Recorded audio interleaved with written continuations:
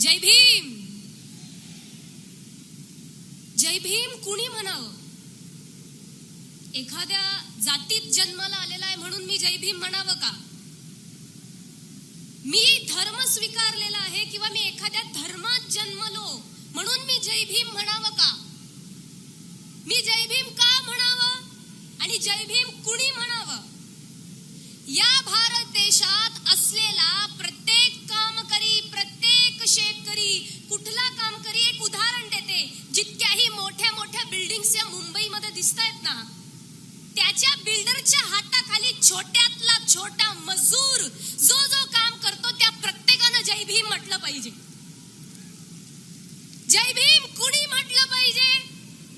प्रत्येक मुलगी, प्रत्येक स्त्री जिला शिक्षणाचा अधिकार मिळालेला आहे, ज्या व्यक्तीने तिचं स्त्रीत्व फार मुळापासून समजून घेतलेलं आहे, असे असणारे बाबासाहेब आंबेडकर, अशा स्त्रीने, अशा प्रत्येक मुलीने जय भीम म्हणावं.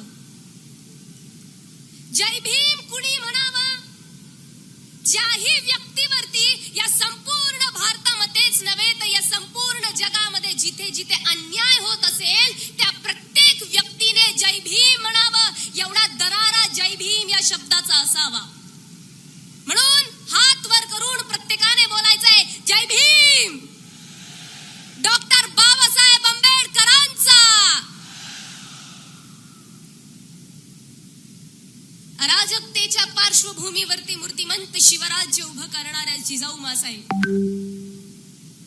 शेतकऱ्यांच्या मिरचीच्या देठालाही हात लावाल तर तुमचे हात कलम केले जातील असे स्वतःच्या सेनेला बजावणारे छत्रपती शिवाजी राजे भोसले. सिंहाच्या जबड्यात घालून दात, मोजीन दात ही जात मराठ्याची, छत्रपती संभाजी राजे भोसले. शिव तुझे नाव ठेविले पवित्र, छत्रपती सूत्र विश्वाचे. छत्रपती शिवरायांना प्रेरणा देणारे, छत्रपती शिवरायांना शिकवण देणारे व छत्रपती शिवरायांचे खरे गुरु राष्ट्रसंत तुकाराम महाराज. कोणास न पिढी कमावले ते खाई, सर्व सुख देई आनंदात. हीच खरी नीती मानवाचा धर्म, बाकीचे अधर्म ज्योती म्हणे. असे स्त्री शिक्षणाचा लढा पुढे नेणारे, प्रत्येकाला सत्य म्हणजे काय हे जाणून देणारे, सत्य शोधक याची जागृती करणारे महात्मा ज्योतिबा फुले. त्यांच्याच पावलांवरती चालत चालत स्त्री शिक्षणाचा लढा देणाऱ्या सावित्रीबाई फुले. इतकंच नव्हे, ज्यांच्यामुळे आज आपण सर्वजण इथे आबादित आहोत, उपस्थित आहोत, त्या जाती भेदाला दूर करणारे अनेक वर्षांपूर्वी, अनेक शतकांपूर्वी ते म्हणजे संत रोहिदास महाराज. पुढे चालून आणखी महापुरुषांबद्दल बोलायचं झालं, वडिलाने मुलगा नाही शिकविला तोही पापाचा भागीदार झाला. जैसे जन्म देणे कर्तव्य त्याला, तैसेचे शिक्षण देणे अगत्याची. अशी ग्रामहितेतून शिकवण देणारे राष्ट्रसंत तुकडोजी महाराज. दगडाच्या मूर्ती देव नसून तुमच्या आमच्या देव आहे ही शिकवण देणारे राष्ट्रसंत गाडगे बाबा, ज्याच्यामुळे आज मी इथे उपस्थित आहे, ज्याच्यामुळे मी बोलू शकते. सूर्य कधी कुणाच्या तळहाताला झाकत नाही, हिमालय कधी कुणाच्या बापालाही वाकत नाही, आणि मी जे बोलते त्याला मला अडवायची कुणाची ताकद नाही. आणि ही ताकद मला मिळालेली आहे विश्वरत्न डॉक्टर बाबासाहेब आंबेडकरांमुळे. या सर्व महापुरुषांना मी प्रथमतः वंदन करते.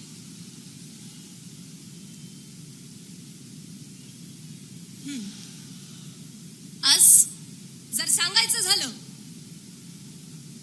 तर काहीशा सोप्या सरळ ओळींमध्ये मी सांगते कशासाठी आपण इथे उपस्थित आहोत. The strapping essence of wars, selective but appreciable all constitutions, the virtuous ethos of each and every religious spirit, the immortal soul of most diversified nation that is India, and eternal spirit of pragmatic and true-hearted Indian citizen. म्हणजेच माहितीये काय, जगातल्या प्रत्येक निवडक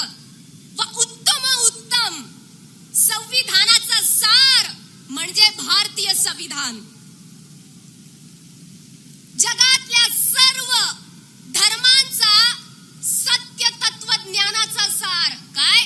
सत्य तत्वज्ञानाचा सार म्हणजे संविधान. विज्ञानवादी, वास्तववादी व सत्य आचरणशील असलेल्या प्रत्येक भारतीय नागरिकांची ताकद म्हणजेच भारतीय संविधान. आणि याच भारतीय संविधानाच्या सन्मानानिमित्ताने, याच्या भारतीय संविधान सन्मान रॅलीच्या निमित्ताने श्रद्धेय बाळासाहेब आंबेडकर यांच्या नेतृत्वाखाली आज आपण सर्वजण इथे उपस्थित आहोत. म्हणून प्रथमतः मी त्यांना देखील वंदन करेन. मी ज्या 4 ओळी म्हणाली त्यातून दुसरी ओळ म्हणजे अशी, सर्व धर्माच्या सत्य तत्वज्ञानाचा सार. धर्म कोणता? लोकांनी तयार केलेला स्वतःच्या स्वार्थासाठीचा लौकिक धर्म नव्हे. लोकांनी धर्म तयार केले स्वतःच्या स्वार्थासाठी, तो धर्म नाहीच.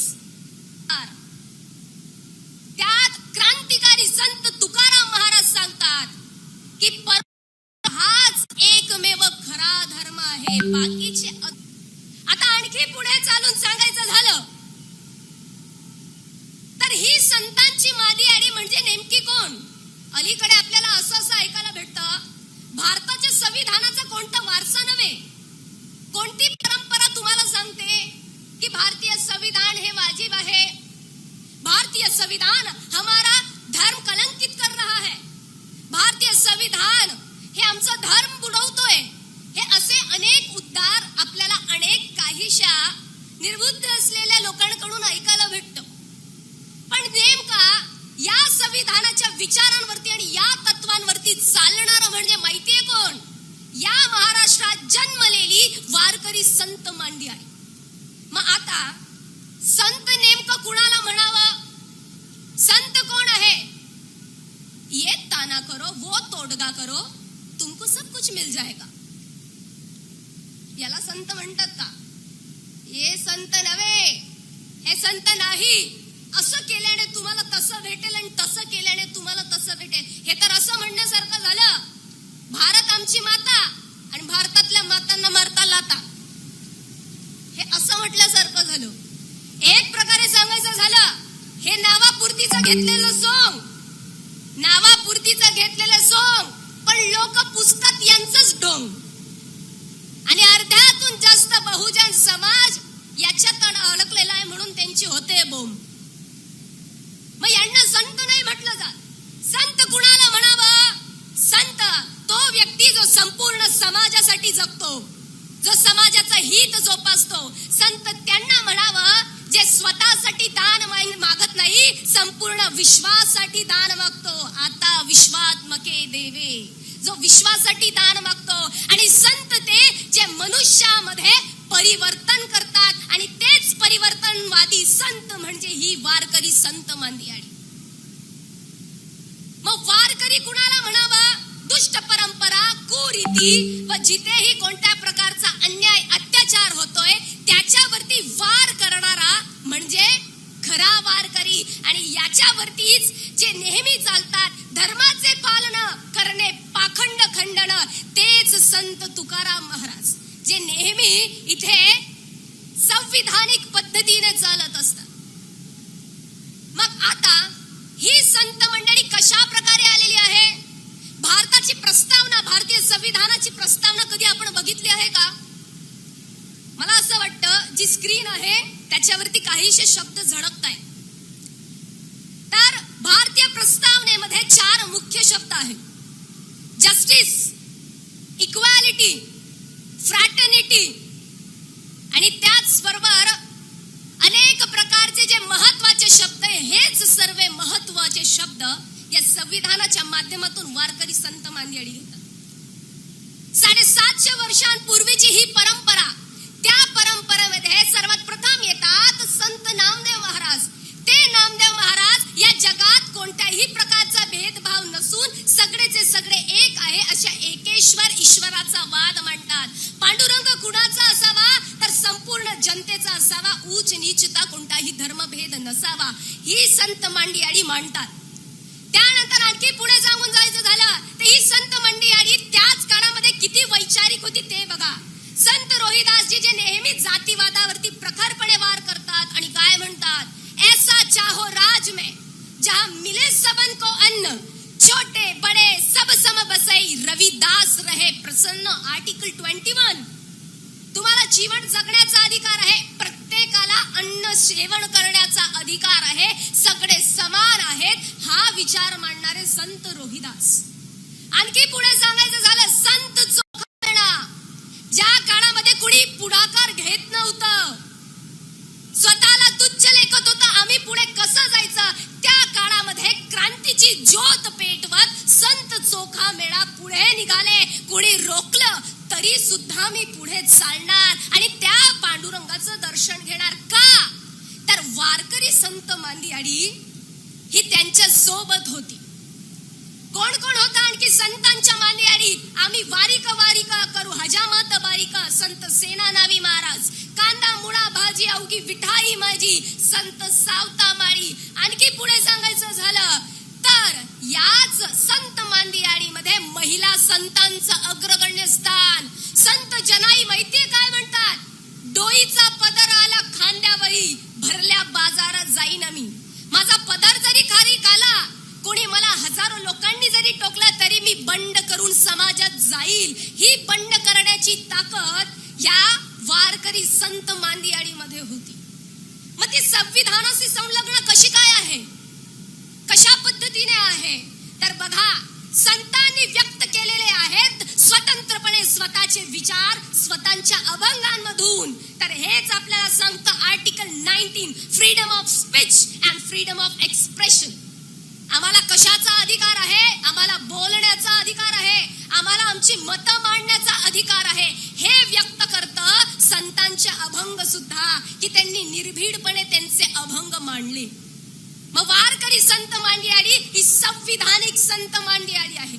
इतकंच नव्हे, आणखी पुढे सांगायचं झालं तर संत मंडळी विचार मांडतात की या पांडुरंगा पुढे सगळे समान आहेत. छोटा असेल, मोठा असेल, गरीब असेल, श्रीमंत असेल, कुठल्याही जातीचा असेल, कुठल्याही धर्माचा असेल. Article 14, equality before law. कायद्या पुढे सगळे समान आहेत, हे संविधानाने अधिकार दिला. तोच अधिकार ही संत मांदियाळी सुद्धा तिथे मांडते की या देवाच्या पुढे तर सगळे सारखेच आहेत. कसे बघा, समविचाराचे असणारी ही संतांची मांदियाळी आणि त्याच बरोबर संविधान आहे. आणखी पुढे सांगायचं झालं संत जनाई बंड तर करतात, संत मुक्ताई नामदेवरायांना उपदेश देतात, ज्ञानोबरायांना उपदेश देतात, त्याचबरोबर 1400 वर्षाचं तप केलेल्या चांगदेवाला उपदेश देतात. हे काय संदेश देतो आपल्याला की इथे स्त्री पुरुष समान आहे. आणि त्यालाच म्हटलं गेलं आहे article 15, prohibition of discrimination on grounds of religion, caste and gender. Gender म्हणजेच काय, लिंगाबद्दल कोणीही भेदभाव करणार नाही. संविधानाच्या बरोबरीतच असलेली ही संत मांदियाळी जी सर्वांना समान मानते. आणखी पुढे सांगायचं झालं, ही संतांची मांदियाळी संत नामदेवांपासून तर संत शेख मोहम्मद यांच्या पर्यंत कशा पद्धतीने समान आहे. तर इथे कुठल्याही प्रकारचा भेदभाव कसा नाही.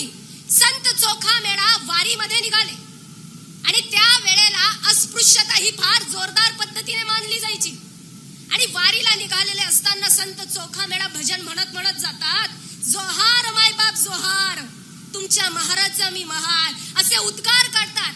आणि असंच अभंग म्हणत म्हणत माहितीये काय म्हणतात, हे देवा माझ्याने तू वाटणार तर नाही ना, तुझं भजन करणारे जे संत आहे त्यांना जर मी स्पर्श केला तर ते तर वाटणार नाही ना.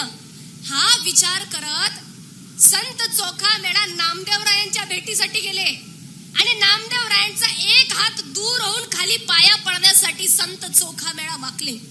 त्यांच्या मनात प्रश्न होता, मी तर अस्पृश्य आहे, संत नामदेव महाराज माझा स्पर्श कस काय सहन करतील, म्हणून मी दुरून चरण स्पर्श करतो. परंतु संत नामदेव महाराज काय करतात, स्वतःच्या दोन्ही हातांनी चोखामेळांना उभा करतात आणि घट्ट असं आलिंगन देतात आणि म्हणतात इथेच सगळा भेदभाव संपला. कोणीच अस्पृश्य नाही, कोणीच महान नाही, सगळे समान आहेत. फक्त विचार शुद्ध असण्याची आवश्यकता आहे. याच विचारधारेला धरून चालणारी ही संपूर्ण संतांची मांदियाळी आहे. आणि हेच संविधानामध्ये आर्टिकल 17 सांगितलं आहे, अबोलिशन ऑफ अनटचेबिलिटी. जे विचार आहेत हे भेटले की तुम्हाला भेटतो जस्टिस म्हणजे न्याय. आणि हेच संतांच्या मांदियाळीत सांगितलेलं आहे की संत हे सगळे तत्व पाळतात आणि संतांकडे न्यायच आहे. मग maturity is when you will understand. Warkari हे पुराणमतवादी नाहीत, वारकरी हे संविधानवादी आहे. संविधानाला धरून चालणारी ही संपूर्ण वारकरी मांदियाळी आहे. ही संपूर्ण मांदियाळी आहे. हेच आपण सर्वजणांनी, प्रत्येक व्यक्तीने लक्षात घ्यायचं आहे. आणि जो अधिकार आज आपण म्हणतो तेच तुकोबाराय म्हणतात, सकळासी येथे आहे अधिकार. प्रत्येकाला इथे अधिकार आहे. जाता जाता एकच बोलेन, किसी को पैसों का अभिमान तो किसी को अंधे धर्म का अभिमान. किसी को पैसों का अभिमान तो किसी को अंधे धर्म का अभिमान. लेकिन इन्हें नहीं पता सत्य, त्याग, प्रेम और न्याय से युक्त है हमारा भारतीय संविधान. पुन्हा एक वेळेस जय भीम, जय शिवराय. महाराष्ट्रातील ताज्या बातम्यांसाठी बघत रहा टाइम्स टुडे 18 न्यूज. सोबतच शेअर करा, सबस्क्राईब करा आणि बेल आयकॉन प्रेस करा.